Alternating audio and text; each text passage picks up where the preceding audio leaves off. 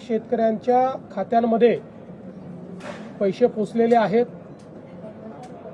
आज मंत्रिमंडळाच्या बैठकीत अजून 11,000 कोटी रुपये रिलीज करण्याला मान्यता देण्यात आली। कारण हे बजेटमधले पैसे नसल्यामुळे याला विशेष बाब म्हणून मान्यता देण्यात आली। आता हेही पैसे पुढच्या 15 दिवसांमध्ये शेतकऱ्यांच्या खात्यापर्यंत पोहोचवण्याचे आदेश आम्ही दिलेले आहेत। आत्ता जो काही निधी गेलेला आहे हा वेगवेगळ्या जिल्ह्यांमध्ये वेगवेगळ्या पद्धतीने गेलेला आहे। काही ठिकाणी तो पार्शल गेलेला आहे। याचं कारण आम्ही एक निर्णय घेतला होता की जशा याद्या येतील तशी मान्यता द्यायची, सगळ्या याद्यांकरता थांबायचं नाही।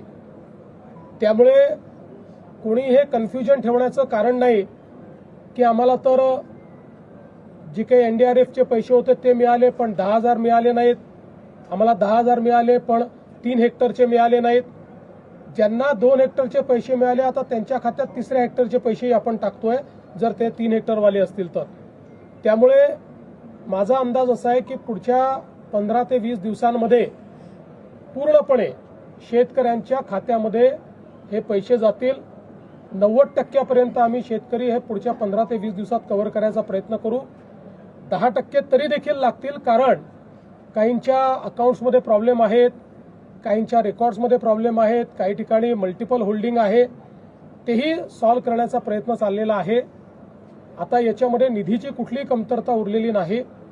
फक्त आपण एक समजून घेतलं पाहिजे की याची प्रोसेस आहे, त्या प्रोसेसमध्ये 2 वेळा याद्या व्हॅलिडेट कराव्या लागतात। कारण जसं कोणी पात्र सुटू नये तसंच कोणी अपात्र किंवा जो एलिजिबल नाही त्याच्या खात्यामध्ये पैसे जाऊ नये याकरता याच्यात मोठ्या प्रमाणात आपल्याला त्याचं रिव्हॅलिडेशन करावं लागतं। एक सुदैवाने ॲग्रीस्टॅकचा डेटा असल्यामुळे ॲग्रीस्टॅकचे जे अकाउंट होल्डर आहेत या कोणाचंही आम्ही ई-केवायसी करत नाहीये, अन्यथा ई-केवायसीलाच 1 महिना लागला असता। फक्त एखाद्या केसमध्ये जिथे ॲग्रीस्टॅकमध्ये नाव नाही आणि एलिजिबिलिटी आहे त्यांचंच केवळ ई-केवायसी आपण करतोय। त्यांनाही आपण पहिले मदत देऊ, त्याच्यानंतर मग ई-केवायसी करू, असाही निर्णय आपण केलेला आहे।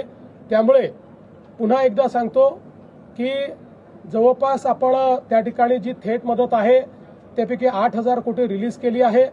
11,000 कोटी आज रिलीज आपण करतो आहोत आणि आता ती आपल्या शेतकऱ्यांच्या खात्यामध्ये जायला सुरुवात झालेली आहे। घाई करू नका।